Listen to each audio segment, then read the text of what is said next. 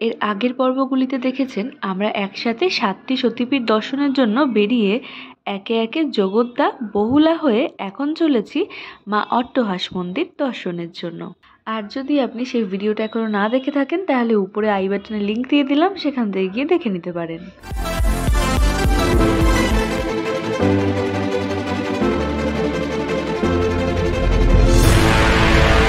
আমরা বহুলা থেকে বেরিয়ে শিরুন্ডি কেতুগ্রাম রোড ধরে এগিয়ে প্রায় 2 কিলোমিটার পর বল্লা প্লেগ্রাউন্ডের পাশ দিয়ে বাঁ হাতে মোড় নিয়েছিলাম। আর তারপর সুমরু রোড ধরে গিয়ে লোকমতে জিজ্ঞাসা করতে করতে পৌঁছে গিয়েছিলাম মা অট্টহাসের মন্দিরে। এছাড়া বাসে বা ট্রেনে কিভাবে যাবেন, এর জন্য হাওড়া বা শিয়ালদা থেকে কাটোয়া লোকাল ধরে কাটোয়া নেমে কাটোয়া থেকে আজিমগঞ্জ যাওয়ার ট্রেনে উঠে নামুন গঙ্গাটিকুড়ি, সেখান থেকে টোটো রিজার্ভ করেই অট্টহাস মন্দির। এছাড়া কাটোয়া থেকে বাসে করে নামুন নিরল বাস স্ট্যান্ড থেকে টোটো পেয়ে যাবেন অট্টহাস পৌঁছানোর। মন্দির চত্বরে আসতেই দেখতে পেলাম বাবা ভোলানাথ মা সতীকে নিয়ে দাঁড়িয়ে আছেন সেই রুদ্রমূর্তি ধারণ করে। আর সেখান থেকে বাঁ হাতে গেলেই পড়বে মা অট্টহাসের মন্দির। বাইরে গাড়ি পার্ক করে আমরা এগিয়ে চললাম মূল মন্দিরের দিকে। আমরা মা বহুলার থেকে রওনা দিয়ে মাত্র 6 কিলোমিটার দূরেই অট্টহাসে আর একটা সতীপীঠে পৌঁছালাম। এখানে মায়ের নিচের ঠোঁট পড়েছিল। ঘুরে দেখে নেব পুরো মন্দির প্রাঙ্গণ। মাতা সতীর মৃত্যুর পর শিবের তাণ্ডবের সময় যখন ভগবান বিষ্ণু তার সুদর্শন চক্র মৃতদেহে নিক্ষেপ করেছিলেন, মাতা সতীর নিচের ঠোঁটটি অট্টহাসে সেই সময় পড়েছিল বলেই জানা যায়। আক্ষরিক অর্থে আট্টাহাস একটি সংস্কৃত শব্দ যার অর্থ গভীর হাসি। নিচের ঠোঁটটি তখন একটি পাথরের আকার ধারণ করেছিল এবং এর চারপাশে একটি মন্দির তৈরি করা হয়েছিল। শিব বিশ্বাসকে মন্দিরের পাহারাদার ভৈরব হিসেবে নিযুক্ত করেছিলেন। অট্টহাস শুধুমাত্র স্বর্গীয় আবাস নয়, অনেক সুন্দর বন্য পাখির আবাসস্থল হিসেবেও খ্যাত। প্রায় 27 বিঘা ঘন জঙ্গল নিয়ে সতীপীঠে এই ভয়ঙ্কর সৌন্দর্য। এখানে প্রত্যেকটি গাছে গাছে রং বেরঙের প্রজাপতি, হরেক রকমের পাখি, আর রাতের বেলায় প্যাঁচার ডাকও শোনা যায়, আর দিনের বেলা প্রহরে প্রহরে শোনা যায় শিয়ালের ডাক, যা অট্টহাস সতীপীঠের পরিবেশটাকে এক আলাদা মাত্রা এনে দেয়। এই অট্টহাস প্রতি বছর প্রচুর পরিবেশবাদী এবং বীর প্রদর্শকদের আকর্ষণ করে, বিশেষ করে ডিসেম্বর থেকে জানুয়ারি মাস পর্যন্ত।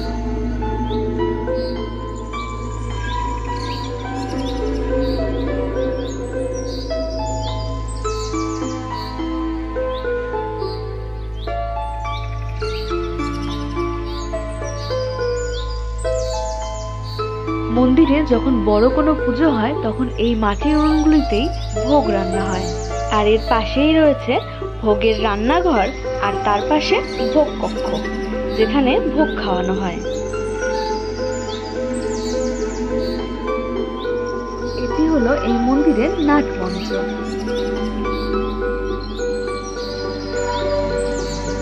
আর এই নাটমঞ্চ থেকে বেরিয়ে সোজা মায়ের মূল মন্দির।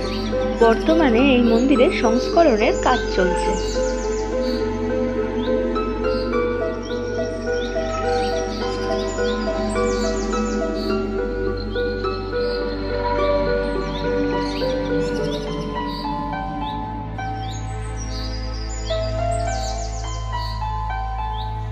আপনাদের সাথে আমি এখানে আমার এক বিশেষ অভিজ্ঞতা শেয়ার করি। আসলে আমরা যখন এই মন্দিরে এসেছিলাম আমরা পুজোর কোনো সামগ্রী সাথে করে নিয়ে আসিনি।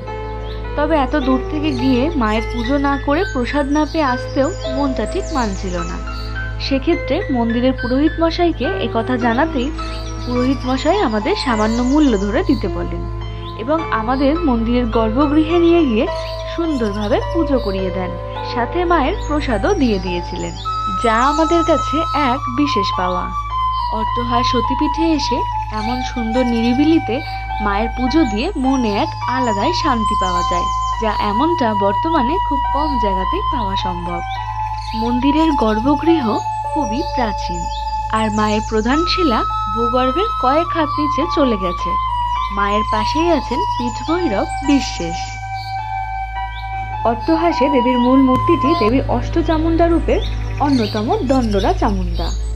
এই মূর্তি ভারতবর্ষে সচরাচর দেখা যায় না। সেই দেবীর সারা মুখে ছড়িয়ে আছে হিংস্রতার ছাপ। তবে সেই পুরনো মূর্তি বর্তমানে বঙ্গীয় সাহিত্য পরিষদের সংগ্রহশালায় রয়েছে। মূল মূর্তির একটি ছবি রয়েছে এই অট্টহাস মন্দিরে। এই অট্টহাসে অতিথি নিবাসও কিন্তু আছে। আমি স্ক্রিনে নাম্বার দিয়ে দিচ্ছি, আপনারা চাইলে সেখানে যোগাযোগ করে নিতে পারেন।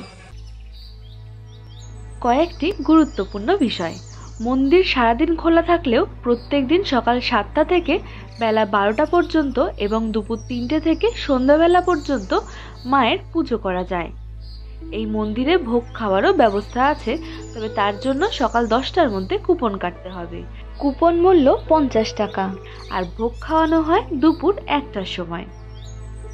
মন্দির চত্বরের আশেপাশে কোনো দোকান বাজার নেই, তাই মন্দিরে পুজো দেওয়ার হলে আপনাকে নিজেকেই কিন্তু সাথে করে পুজোর সামগ্রী নিয়ে যেতে হবে।